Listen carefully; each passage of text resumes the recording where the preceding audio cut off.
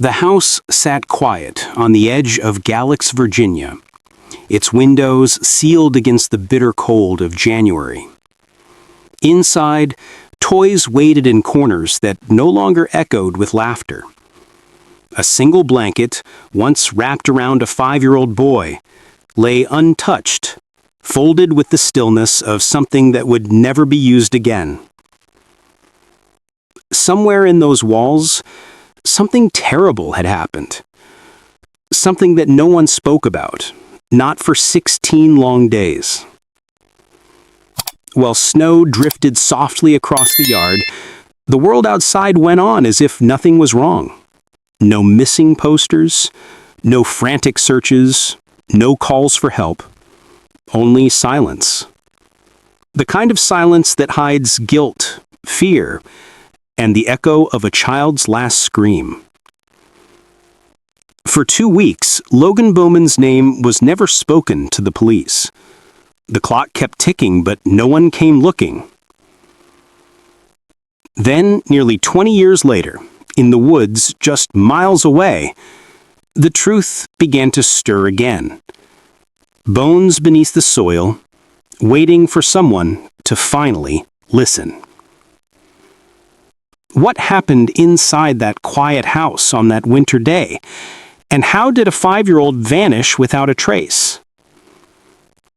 This is the story of a little boy lost in the silence of those who should have saved him, and the forest that refused to forget. And it all began here, in the stillness that followed his final scream.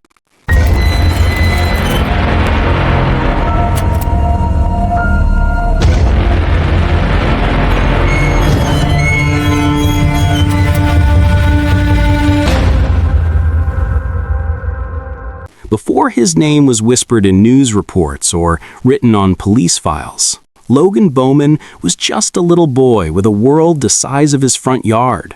He lived in a small corner of Galax, Virginia, where winter always came early, biting through the thin walls of old houses and frosting the edges of every window. Logan loved the simple things, the kind that mean everything when you're 5. A worn-out toy truck with one missing wheel, crayons scattered across the table, his favorite blanket that smelled faintly of laundry soap and safety. When the cold crept in, he'd curl up on the couch with that blanket pulled tight around his shoulders, watching cartoons that made him laugh so hard he'd forget the chill outside. People in town remembered him as the quiet kind, shy at first, but with a smile that showed up all at once.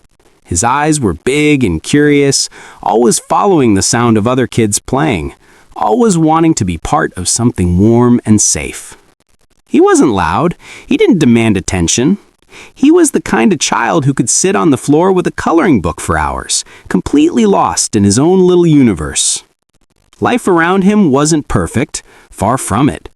But in the middle of all that uncertainty, Logan still found joy in small things. The crunch of frost beneath his shoes, the taste of hot chocolate that was always too sweet, the sound of his toy car bumping against the leg of a chair. His laughter, though rare, filled the room like sunlight through a cracked window. Brief, but enough to change the air. And then, one day, that sound disappeared. His shoes stayed by the door, his blanket was folded, untouched. The crayons dried up, half-used, waiting for a hand that would never reach for them again. In a town where people knew each other by name, the absence of one small boy left a silence that no one could quite explain. A silence colder than the winter itself. But silence, as the days would soon prove, was only the beginning. The night inside that house was thick with steam and confusion. The bathroom light flickered softly through the fogged glass, and the hiss of running water filled the air.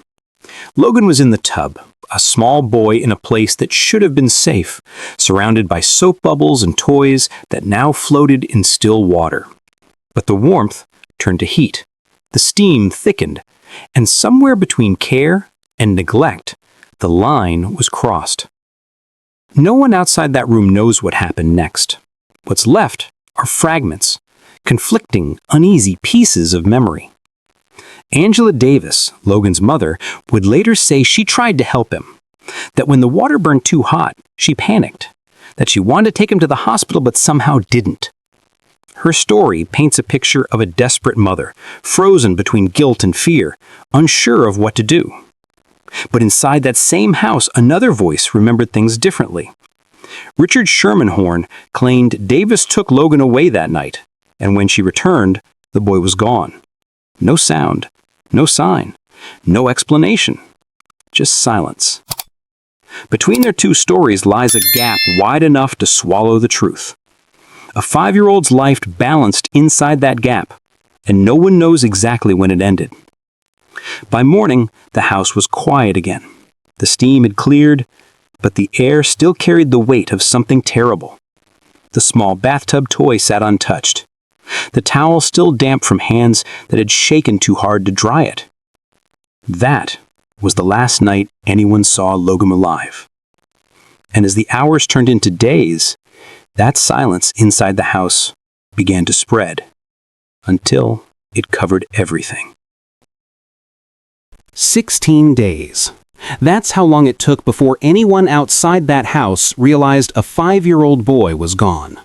16 nights where the world went on as usual. The mail still came, the lights still flicked on and off, the snow still fell quietly over Galax, Virginia, while Logan's name was never spoken beyond the walls that held the secret.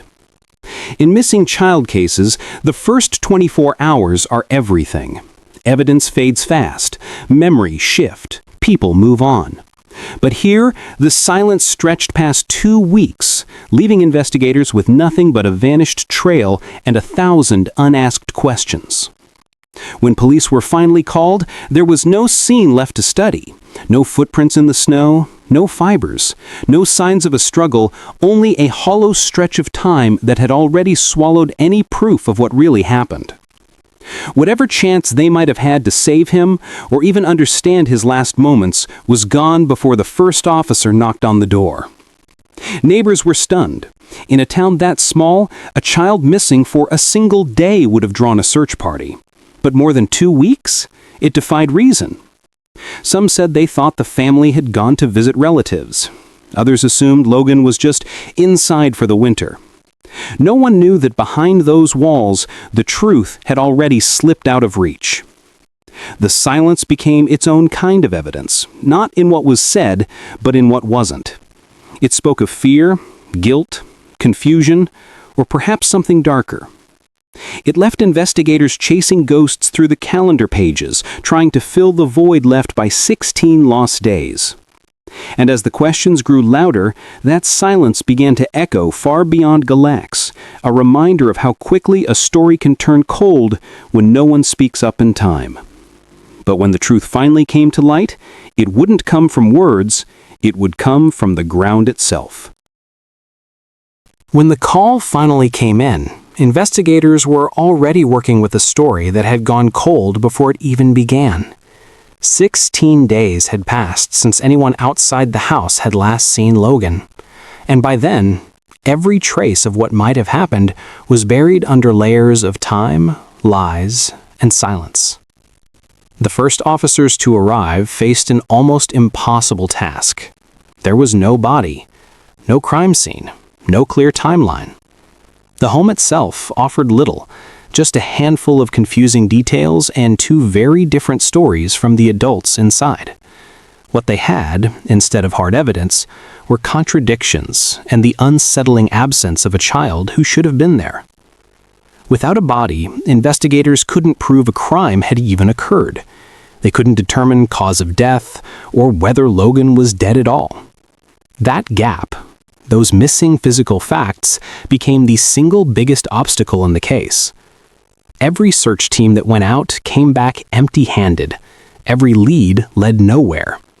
Forensic teams found no blood trail, no footprints, no trace evidence to anchor the story to something tangible. So detectives turned to what they did have: statements, accounts that shifted, fractured, and contradicted each other with each retelling. One said the child was taken for medical help. Another said he never came back. But with no body, no witnesses, and no physical proof, those words could only circle around the truth. They couldn't touch it. In cases like this, the law moves carefully. Without concrete evidence, even the strongest suspicion struggles to hold weight in court. Investigators gathered what they could: injury photos, testimonies, timelines, but it was never enough to fill the void left by Logan's disappearance. And without that final, undeniable proof, a body, it felt as if justice was always just out of reach. Still, the case didn't close. It lingered quietly in the background, passed between hands and years, waiting for something, anything, that could finally break through the silence. And one day, the earth itself would offer what no witness ever could. When the courtroom doors finally opened nearly a year after Logan vanished, there was a heavy stillness that hung in the air. It wasn't the kind that comes from justice about to be served. It was the kind that comes when the truth is still half buried. Angela Davis, Logan's mother, walked into that courtroom not as a grieving parent, but as a defendant. Facing the evidence of neglect and the haunting absence of her child, she entered a plea: guilty to second-degree murder. The deal brought 15 years in prison and 20 more on probation. It was a sentence that many felt was far too light for a child who never made it past 5. But her cooperation came with a promise. She would testify against her boyfriend, Clifford Shermanhorn. When Shermanhorn took the stand, the courtroom held its breath. The prosecution's case leaned heavily on Davis's word, her recollections, her contradictions, her fear. But as her story changed under pressure, confidence in her truth began to crumble. The judge listened, weighing every inconsistency, every gap in her account, and ultimately ruled that there simply wasn't enough to convict Shermanhorn of murder. The most serious charge, the one that might have explained what really happened to Logan, was dismissed. Shermanhorn walked away with a single conviction for child neglect and a 1-year sentence. 1 year. For many in Galax, that verdict felt like another loss. No clear answer, no closure, and no justice that matched the weight of a missing child. The law had spoken, but its verdict left behind only frustration and a lingering question that refused to fade. If neither of them was found guilty of killing him, then where was Logan? The courtroom emptied, but the echoes remained, of promises, contradictions, and a story that still didn't add up. And while the legal chapter had closed, the search for truth was only about to begin. Years passed, but in Galax, Virginia, time never fully moved forward. It just settled, heavy, slow, and uneasy. The case of little Logan disappeared from headlines, but it never really left the town. It lingered like fog on the Blue Ridge Hills, rolling in quiet and cold every time someone mentioned his name. People didn't talk about it openly anymore. They didn't have to. Everyone knew the story, or their version of it. In small towns, silence says more than words ever can. At the grocery store, in the pews on Sunday morning, on the worn benches outside the courthouse, eyes met, then turned away. Some pitied Angela Davis. Others hated her. Most just didn't know what to believe. As the years dragged on, the whispers faded into the hum of daily life, but the tension stayed. Parents began watching their children closer. Strangers weren't trusted as easily. Even the woods seemed to carry a different kind of quiet, not peaceful, but watchful. The same trees that once stood over playgrounds and picnics now felt like sentinels keeping secrets. Every October, when the air turned cold and the leaves began to die, people remembered. Not through vigils or public mourning. Galax wasn't that kind of town. They remembered quietly, each in their own way. A candle on a windowsill. A child's toy left untouched in a box. A name whispered during prayer. For the reporters who once covered the case, the story became an ache they couldn't quite let go of. The notebooks gathered dust, but the faces, the judge, the mother, the little boy, stayed vivid in their minds. Some tried to move on, but every so often, when a new case surfaced, the memory of Logan crept back in like a shadow at the edge of a familiar road. And the town itself, it aged around that silence. New houses were built, stores changed hands, people came and went. Yet, beneath the small-town chatter and Friday night lights, there was always that shared understanding. Something had been lost here that was never found. For 2 decades, Galax lived with that hollow space, a wound that never healed, just learned to hide. And though the world beyond the Blue Ridge moved on, for the people who stayed, the story never truly ended.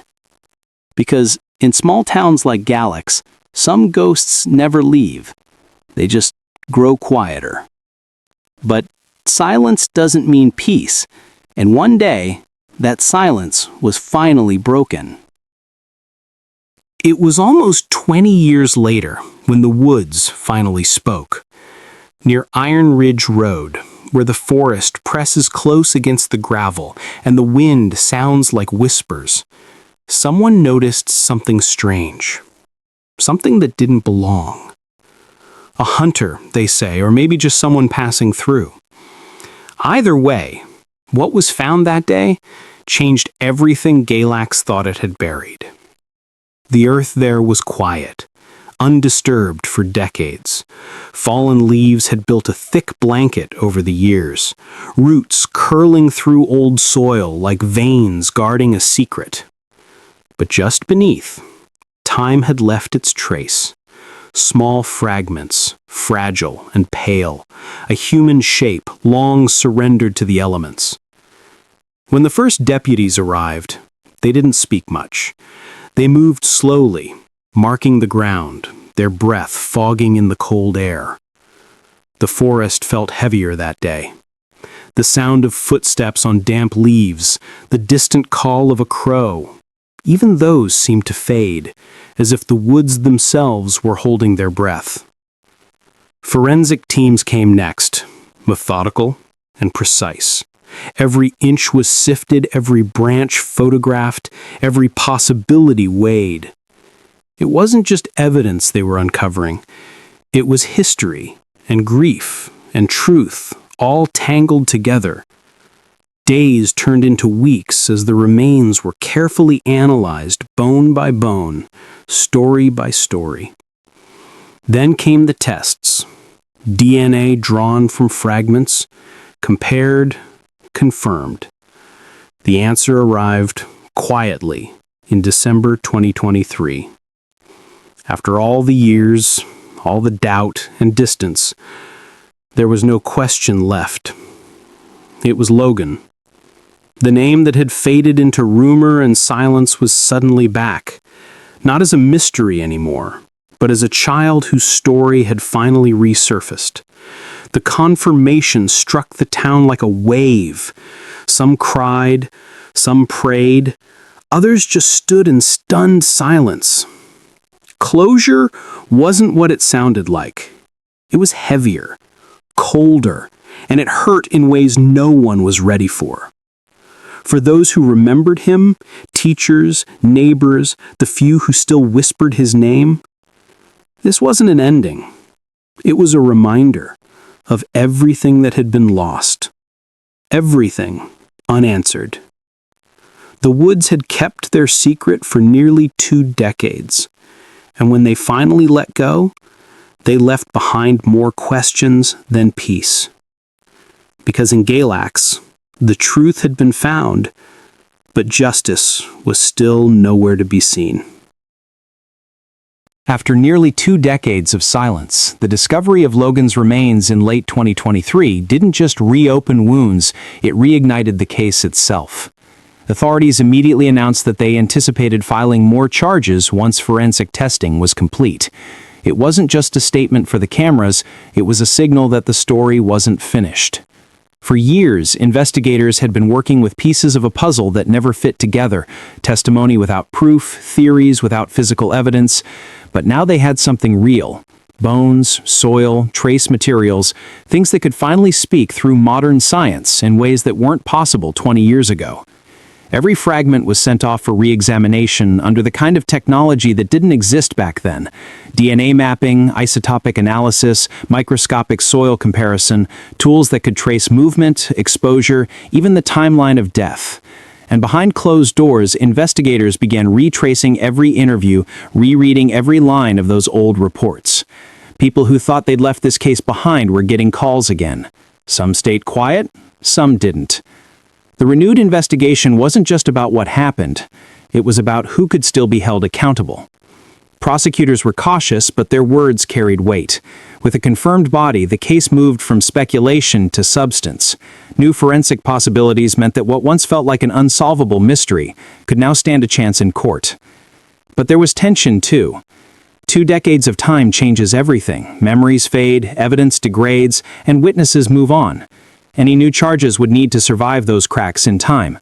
Still, the tone from law enforcement was different this time. Determined, measured, but confident. In Galax, whispers began to rise again.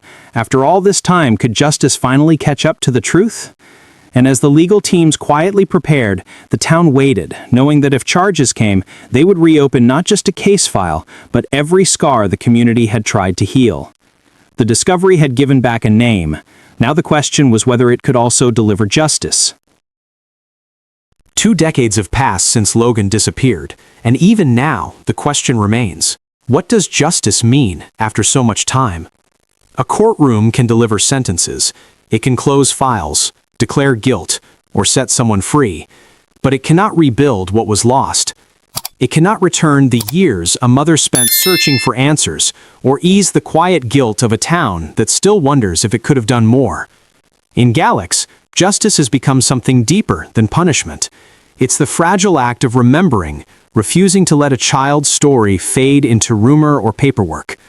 For some, justice is seeing accountability.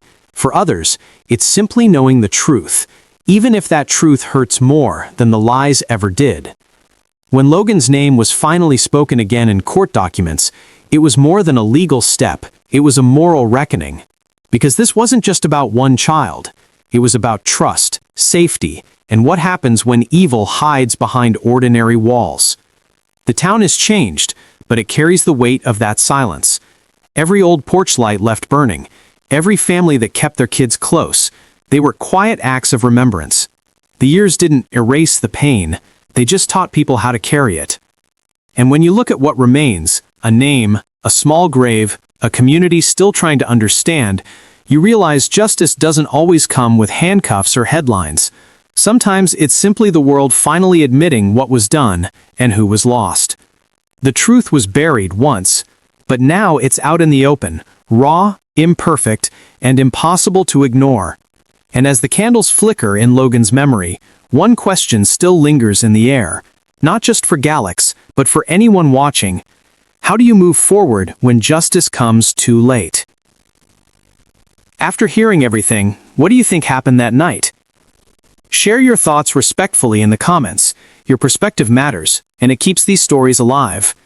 If you believe cases like this deserve to be told, don't forget to like this video, subscribe, and turn on notifications so you don't miss what comes next. And above all, remember, behind every headline is a family still healing, a community still grieving, and a name that should never be forgotten. Justice begins with remembering.